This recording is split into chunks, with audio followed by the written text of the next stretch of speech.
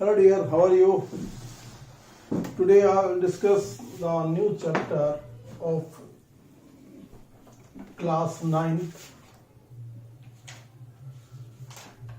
Motion. वैसे chapter का नाम हम पूरा डिस्क्राइब करें तो उसको ऐसे लिखेंगे, मोशन इन वन डायमेंशन।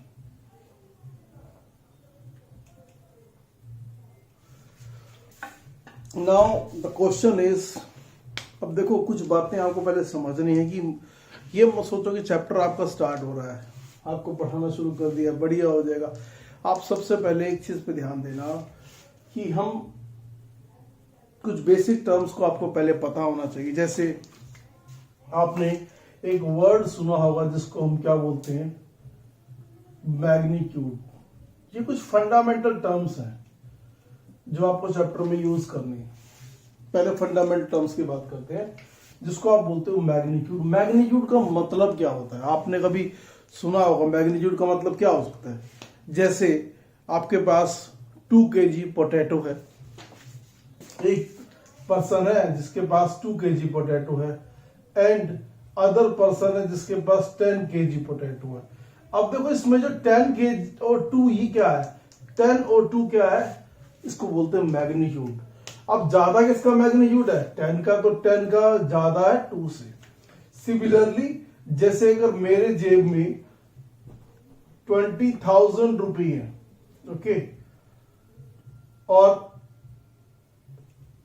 आपके फादर के जेब में कितने हैं, अगर 2 लाख है, देखो जीरो ठीक आ रही है, ओह वेरी गुड। देखो 2000 ज्यादा, ये 2 लाख, ये 2000, अब ज्यादा किसका रुपये है, 2 लाख का, है ना। तो 2 लाख का जो वैल्यू है 20,000 से ज्यादा है, इसे बोलते हैं मैग्नीट्यूड। क्या बोलते हैं बेटा, ये बात आपको पहले समझ आनी चाहिए कि मैग्नीट्यूड का मतलब क्या है। अंडरस्टैंड नाउ, मैग्नीट्यूड जब भी टर्म आएगी, ये ऑलरेडी फेमिलियर होगा, नई बात नहीं है, आपने पढ़ रहे हो, ओके। अब इसके लिए आपको कुछ बेसिक टर्म्स और पढ़नी होंगी पूरे चैप्टर्स के अंदर। जैसे हम क्या बोलते हैं फिजिक्स के अंदर, जिसको बोलते हैं फिजिकल क्वांटिटीज, ओके। नाउ क्या मतलब होता है फिजिकल क्वांटिटी का। देखो, जिन क्वांटिटी को आप मेजर कर सकते हो, क्वांटिटीज विच आर मेजरेबल, जिनको आप मेजर कर सकते हो किसी भी चीज से, क्वांटिटीज, तो क्या बोलेंगे यार, physical quantities are those quantities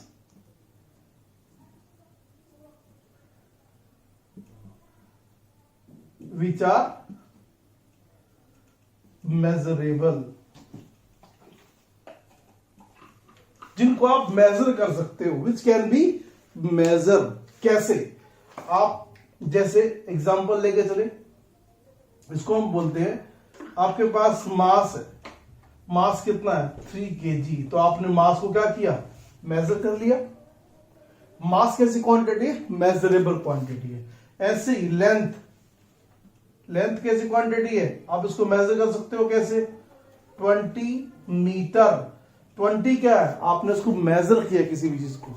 ऐसे ही आपके पास क्या है, अगर टाइम, अब आपसे पूछे टाइम कितना हुआ, तो अभी क्या बोलोगे, जैसे यहां पे टाइम कितना हो गया 7:21 PM। तो अब ये जो टाइम है, टाइम में मैंने क्या किया, इसको मेजर किया। तो जिन क्वांटिटी को आप, और क्या है, और क्वांटिटी भी हो सकती है, इनको आप बोल सकते हो करंट। करंट किसमें, जैसे कितना एम्पियर है, 2 एम्पियर करंट। और क्या हो सकता है, स्पीड और वेलोसिटी, है ना, और distance.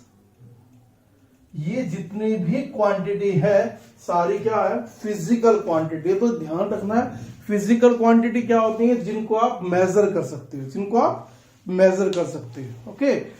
Now another thing, what are known physical quantities, what are known physical quantities। अब देखो, तो फिजिकल तो वो होगी जिनको आप मेजर कर सको, नॉन फिजिकल क्या होंगे? अगर आप नाम से पहचान रहे होगे तो ये नॉन, ये इसके आगे नॉन नहीं है, तो क्या समझ आ रहा है? आर दोस क्वांटिटीज, आप खुद भी डेफिनेशन बना लोगे, are those quantities which can not be measurable. तो क्या बोलोगे? Are those physical quantities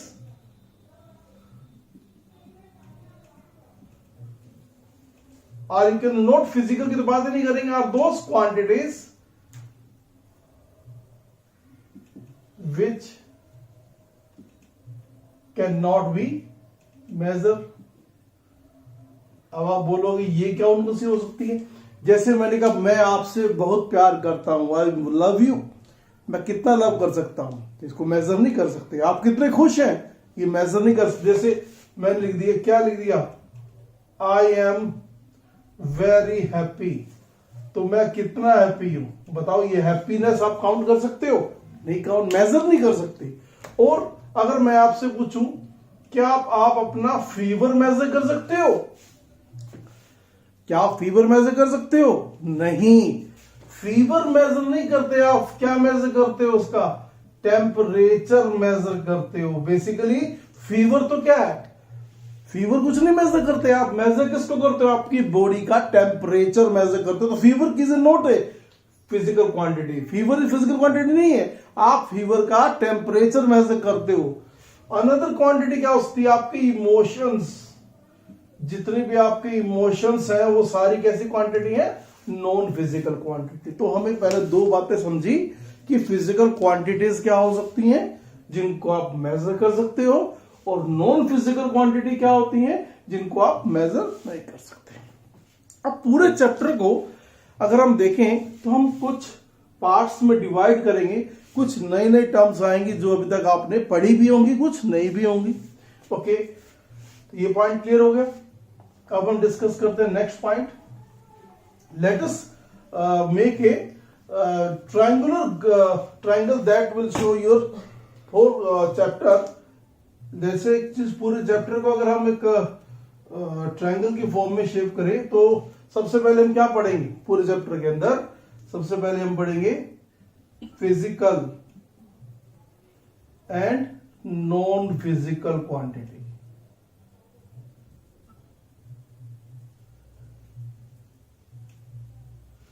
okay, another हमारा टारगेट क्या होगा? इसके बाद हम क्या पढ़ेंगे? अब देखो इसके ऊपर हमने नेक्स्ट स्टेप हमारा क्या होगा? कैसी quantity? Scalar and vector quantities. Okay, अब स्केलर और वेक्टर के बाद हमारा टारगेट क्या रहेगा? पढ़ना रेस्ट एंड मोशन। अब रेस्ट एंड मोशन के बाद हम क्या पढ़ेंगे? अब हमारा नेक्स्ट टारगेट रहेगा इसमें पढ़ना क्या? Distance and displacement. Okay, next target क्या रहेगा? हम पढ़ेंगे इसमें स्पीड एंड वेलोसिटी। और आगे बढ़ते जाओगे तो अब हम एक और पॉइंट पे आएंगे जिसको बोलेंगे एक्सेलरेशन। सब कुछ नया सा लग रहा है अब आपको। और इसके बाद हम एक और कॉन्सेप्ट को पढ़ेंगे, रिटार्डेशन। तो हमें स्टेप बाय स्टेप बढ़ते जाना है। फर्स्ट स्टेप हमारा ये होगा, सेकंड ये होगा, थर्ड स्टेप ये होगा, फोर्थ स्टेप, फिफ्थ स्टेप और सेवंथ स्टेप तक हम कहां पहुंच जाएंगे? रिटार्डेशन तक पहुंच जाएंगे। तो ये हम स्टेप बाय स्टेप इंक्रीज करेंगे कॉन्सेप्ट को। ओके, तो अब हम कौन से स्टेप पे पढ़े थे हमने? Physical and non physical. तो हमारा नेक्स्ट स्टेप कौन सा आना चाहिए? अब हम पढ़ेंगे स्केलर एंड वेक्टर, मतलब हम फिजिकल क्वांटिटी की टाइप्स पढ़ेंगे। ओके, तो अब देखो नेक्स्ट स्टेप क्या होगा इसका? नेक्स्ट स्टेप हमारा टारगेट क्या रहेगा? Types of physical quantities.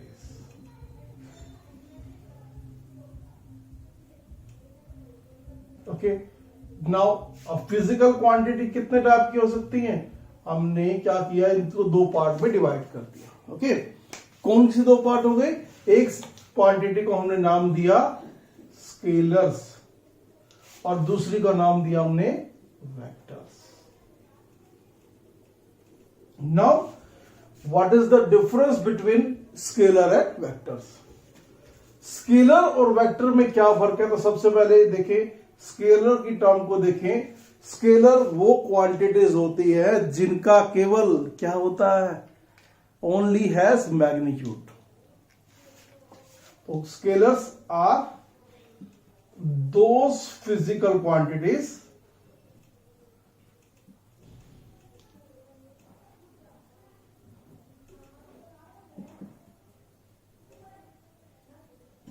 which has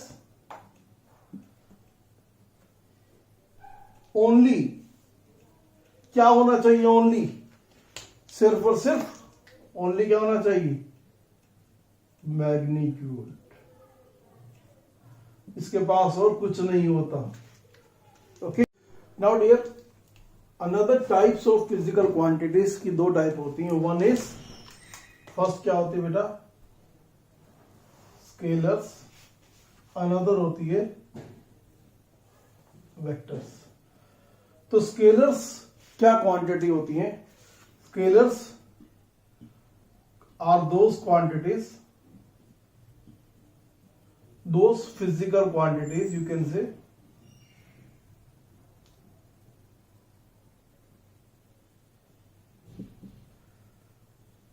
which has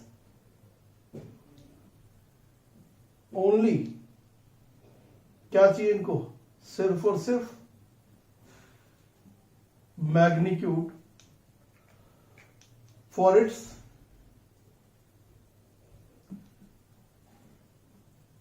complete representation.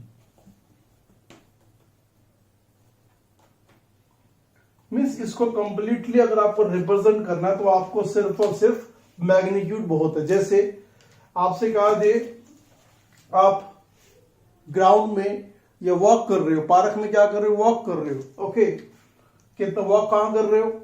सिर्फ वॉक में कोई डायरेक्शन की रिक्वायरमेंट नहीं है। ओके, आप 10 किलोमीटर दूर हो। 10 किलोमीटर कहां? तो 10 किलोमीटर क्या है? 10 क्या है? सिर्फ मैग्नीट्यूड है। ओके, बट अगर इंस्टेड ऑफ वेक्टर की बात करें तो वेक्टर क्वांटिटीज क्या होंगी? Vectors are those physical quantities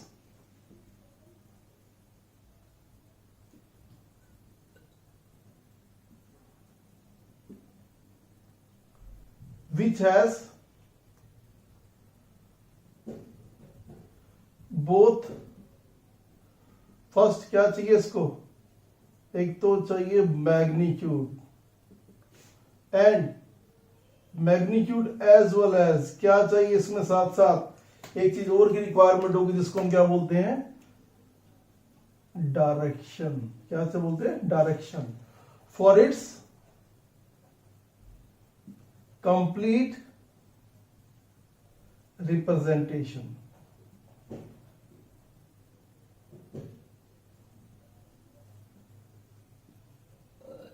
okay, अगर इसका कॉन्सेप्ट वाइज समझें, जैसे मैंने कहा एक पर्सन 10 किलोमीटर दूर है आपसे, और दूसरा मैंने कहा एक पर्सन 10 किलोमीटर टुवर्ड्स, कहां है बेटा? नॉर्थ। अब देखो इन दोनों में क्या फर्क है? ठीक, 10 किलोमीटर से मेरे को पता नहीं लगा डायरेक्शन क्या है। 10 किलोमीटर कहीं भी हो सकता है, बट अगर मैं कह रहा हूं 10 किलोमीटर टुवर्ड्स नॉर्थ है तो आपको नॉर्थ की डायरेक्शन मिल गई। तो इसका ये क्या है? डायरेक्शन, और 10 किलोमीटर क्या है? इसका मैग्नीट्यूड। अनदर थिंग आप ये भी कह सकते हो, 10 किलोमीटर का मतलब ये तो हो गया इसका सिर्फ magnitude concept. Okay, another thing आप क्या बोल सकते हो इसमें? वेक्टर्स की फॉर्म में, वेक्टर में आप ये भी कह सकते हो, यू कैन से speed of the bike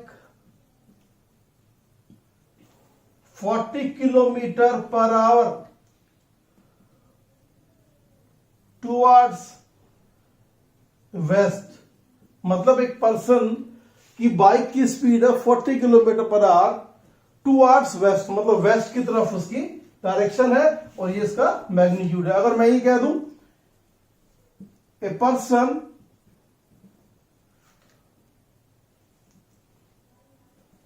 moving with a speed of 4 kilometre per hour. अगर एक पर्सन 4 किलोमीटर पर आवर से चल रहा है तो इसकी क्या है, सिर्फ स्पीड है, कोई मैग्नीट्यूड है, इसकी कोई डायरेक्शन नहीं है। तो हमें ध्यान रखना स्केलर और वेक्टर्स में आपको ये डिफरेंस क्लियर होना चाहिए। अंडरस्टैंड? नाउ अनदर थिंग, और क्या आप बता सकते हो स्केलर और वेक्टर के अंदर बेसिक डिफरेंस और क्या हो सकता है?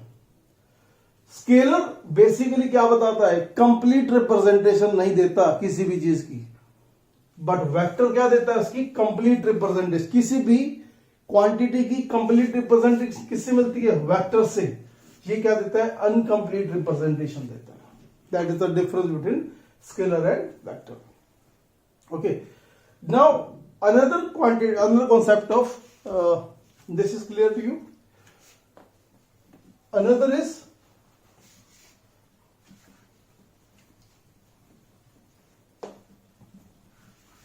okay. Now next concept is, what do you understand by rest and motion? तो सबसे पहले आपको एक बेसिक कॉन्सेप्ट समझना है कि रेस्ट क्या होता है और मोशन क्या होता है। माय डियर, जब भी आप बोलोगे रेस्ट और अगर हम बोले इसको मोशन, तो इसके बारे में आपको दो बातें समझनी है। सबसे पहले अगर आप इस सिंपल सी बात को देखो, मैंने क्या किया, ये मार्कर्स को रख दिया और मैं यूं खड़ा हो गया।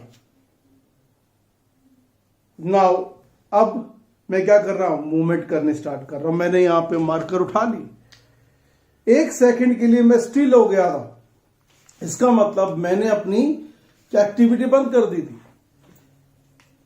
और अगर मैं एक्टिविटी कर रहा हूं, जैसे अगर ये दो मार्कर है, मैं ऐसे पकड़े खड़ा रहा हूं, तो आपको क्या लगेगा, इन दोनों मार्कर के बीच में जो डिस्टेंस है वो रिमेन्स कांस्टेंट है।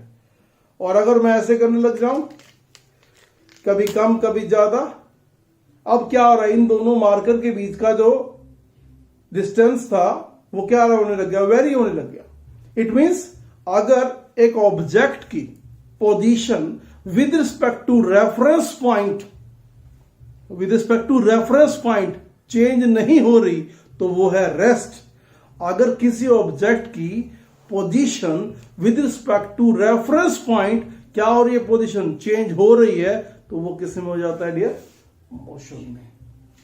तो what is the difference between rest and motion? Rest क्या होता है, if an object changes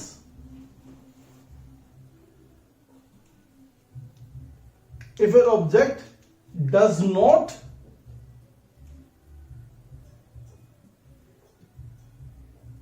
changes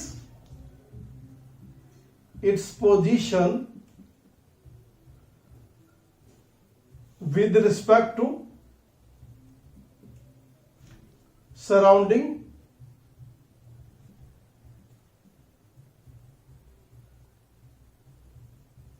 or reference point, then object is said to be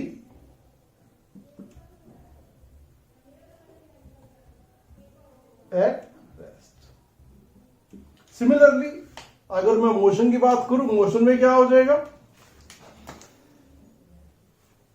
if an object changes its position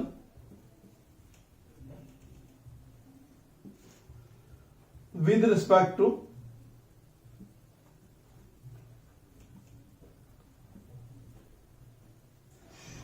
reference point, or you can say surrounding,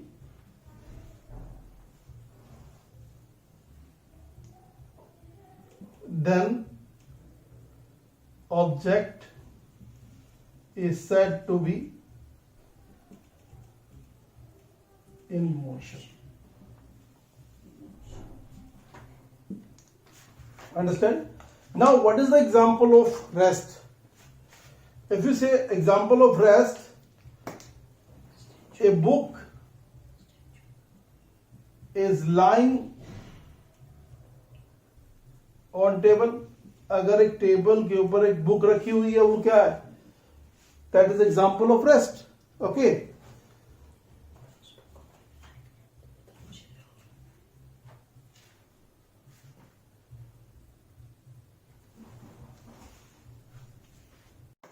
और motion का example क्या होगा? If an object, you can से if a person is moving from, कहां जा रहा है? Move कर रहा है, कहां जा रहा है बेटा? From its home to park. वो अपने घर से कहां जा रहा है बेटा? पार्क की तरफ चल रहा है। तो चल रहा है ना, तो चलते चलते उसका रेफरेंस पॉइंट भी क्या होता जाएगा? बदलता जाएगा हमेशा। तो ये हम क्या बोलेंगे? रेस्ट ऑफ मोशन में डिफरेंस कर सकते हैं। ओके।